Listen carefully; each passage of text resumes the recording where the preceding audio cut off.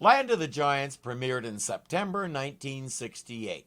It got a good enough reception that somebody got the idea to hire veteran author Murray Leinster to write a series of novels based on it.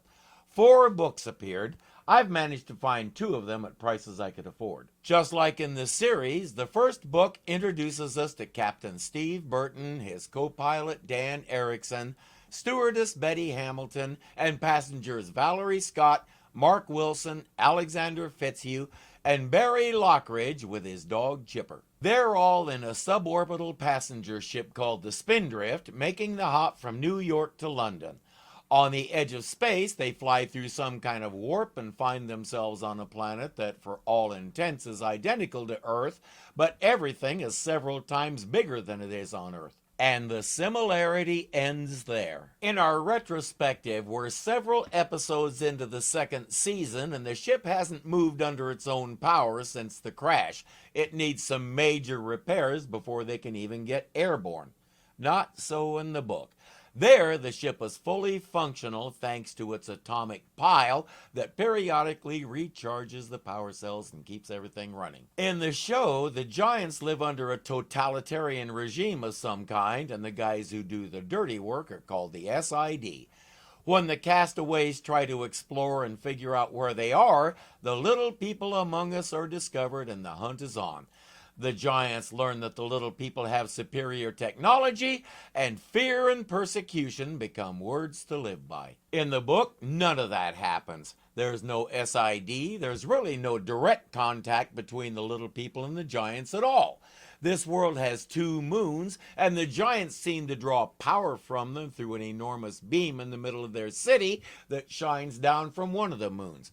While the Spindrift is investigating this beam to try and figure out what it is and all that, it suddenly goes out.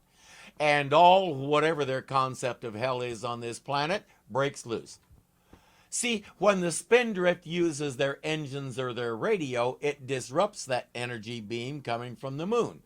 Basically, every time they key up the radio or juice the engine, everybody's lights go out. The Giants don't like it when that happens. They have some way of locating the ship and they start shooting smaller but just as nasty energy beams at them. Steve realizes too late what the Giants are thinking. Aliens come to conquer us by turning our power off so we can't fight back. We have to destroy them. But while they're exploring the giant city, they come across another Earthling. They've been discussing how 2 other ships like the Spindrift vanished without a trace when they find Marjorie. She's the lone survivor from one of those ships, and she becomes a member of the crew. Really, she's in the 2nd book as a full member. Now, in episode 12 of season 1, the crew did find a survivor from one of those other ships, but she elected to stay with the Giants and essentially be their pet. Marjorie doesn't like being a pet. Then there's Chipper. I'm not sure what kind of dog he is, but in the book, he's about half the size he is in the show. In the book, the London authorities said Barry couldn't bring him because of red tape of some kind. But he was small enough that Barry was able to smuggle him onto the ship in his shoulder bag. I can't see TV Chipper fitting into a shoulder bag. Valerie is basically the same person and so is Mark, but Fitzhugh isn't a guy who stole $1 million. He's jumpy and distant because he's an atomic scientist with PTSD. Not long ago, he had to defuse an atomic pile that was getting ready to melt down. He succeeded, but the experience left him almost catatonic. There's no mention of a briefcase or $1 million. This Fitzhugh isn't running from the law, he's running from himself. After their negative reception in the giant city, Steve takes them to a nearby coast and lands on what appears to be an uninhabited island. It's uninhabited but not unvisited. A genuine sail-driven pirate ship stops there to take on food and water. One of the pirates finds the ship and carries it aboard with about half the crew inside. Steve and some of the other men have to make their way onto the ship, get in the Spindrift, which is now rolling back and forth on the deck in time with the waves, get the landing gear down, get the plane into position, and take off. The second book has them cruising all over this planet, looking for a place they can land and find food and water of their own. Thanks to that good old atomic pile, they can do slow atmospheric flight pretty much forever if they need to. In the course of these two books, they encounter giant insects, nearly get knocked out of the sky by the giants' light beam weapons, and worst of all, the giants fire 3 enormous missiles at them. These missiles lock in on the ship's engine noise and follow the target until they can blow it up.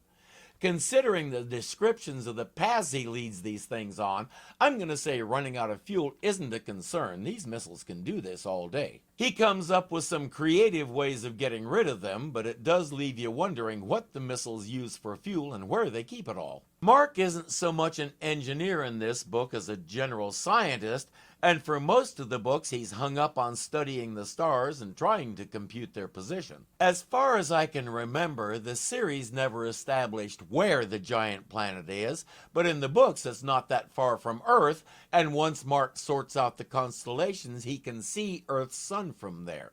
Once they make a run up to the edge of the planet's atmosphere, he can also see that there's another space warp forming. The second book ends with the ship flying into it. As you can see, these books are really short, and if you did a Hemingway and took out 2/3 of the unnecessary descriptive parts, they'd be about half the size they are. There is so much padding in these books. Pages upon pages of meaningless panorama, dragging out journeys from one place to another, redundancy. The books took way too much time and ink describing the people's surroundings instead of telling us about the people. Don't spend a whole page telling me a leaf is half the size of a football field. Tell me why it's a problem for our heroes and what they figure to do about it. These were clearly rushed to press, too, because typos abound. I've read some of Murray Leinster's other novelizations, and he's better than this. Reading these books, you can almost hear him glancing at the clock and sweating to get something down because the deadline is coming up fast. If you're interested, you can pick up the books at various places. The only question is how much you want to pay. They've been out of print forever, of course, but there are lots of copies floating around for sale. If you intend to buy them, I suggest you check multiple outlets, both online and in secondhand stores, and search out the absolute best price you can. My recommendation? Read something else. Here are a few books that I'm working on right now. A Logical Magician. I have no idea where I got this one, but it's fascinating. This guy is a scientist who also does magic. He's not too popular with some parts of the magicking community, mainly because his job is to hunt down people who are doing naughty things with magic and make them stop. Redemptor is the second book in a series. The first is called Raybearer, and I can highly recommend both. When Namio gave me these books, I asked her what they were about, and she said it's hard to describe. She's not wrong. You have to see for yourself to understand. And finally, Becoming by Michelle Obama. I've always admired her class, and reading her story makes me appreciate it even more. When you're not reading something else, I suggest you watch the series. Better yet, watch the series and then watch my reviews of it. Then watch the series again, then watch my reviews again, then watch the series again.